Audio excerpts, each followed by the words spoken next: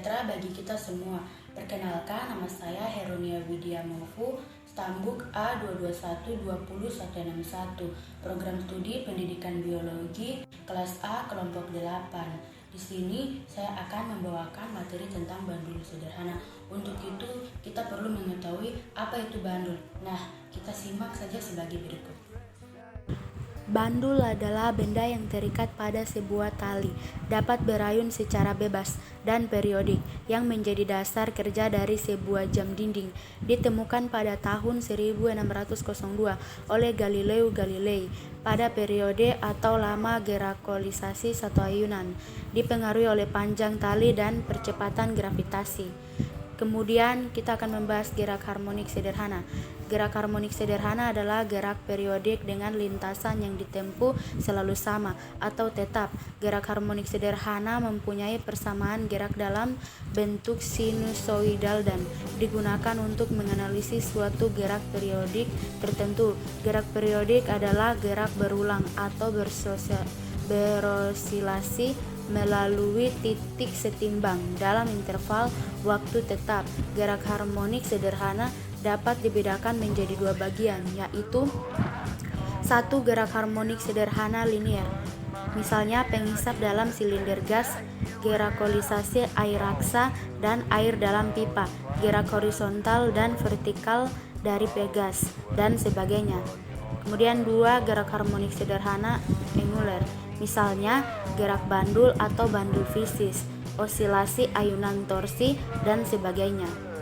Sekarang kita akan membahas tentang sebuah bandul adalah massa. Sebuah bandul adalah massa yang digantungkan pada salah satu ujung tali dengan panjang 1 dan membuat simpangan dengan sudut. Gaya yang menyebabkan bandul ke posisi kesetimbangan dinamakan gaya pemulih, yaitu panjang busur adalah kesetimbangan gayanya. Sekarang kita akan membahas tentang sistem pegas. Sistem pegas adalah sebuah pegas dengan konstanta pegas dan diberi massa pada ujungnya dan diberi simpangan sehingga membentuk gerak harmonik. Gaya yang berpengaruh pada sistem pegas adalah gaya Hooke. Secara umum, gerak osilasi sebenarnya teredam energi mekanik, terdipasi atau berkurang karena adanya gaya gesek. Maka jika dibiarkan osilasi akan berhenti, yang artinya GHS-nya teredam. Gaya gesekan biasanya dinyatakan sebagai arah berlawanan, dan B adalah konstanta menyatakan besarnya redaman, di mana amplitudo dan frekuensi angular pada garis teredam. Oke, sekarang kita akan melihat beberapa contoh gerak harmonik. Yang pertama, gerak harmonik pada bandul. Gerak harmonik pada bandul ketika beban digantungkan pada ayunan dan tidak diberikan gaya, maka benda akan diam di titik keseimbangan B. Jika beban ditarik ke titik A dan dilepaskan, maka beban akan bergerak ke BC lalu kembali lagi ke A.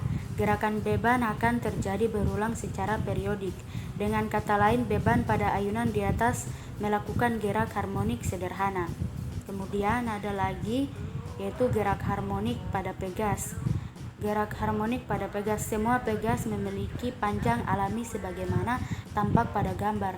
Ketika sebuah benda dihubungkan ke ujung sebuah pegas, maka pegas akan merenggang atau bertambah panjang sejauh pegas akan mencapai titik keseimbangan jika tidak diberikan gaya luar atau ditarik atau digoyang.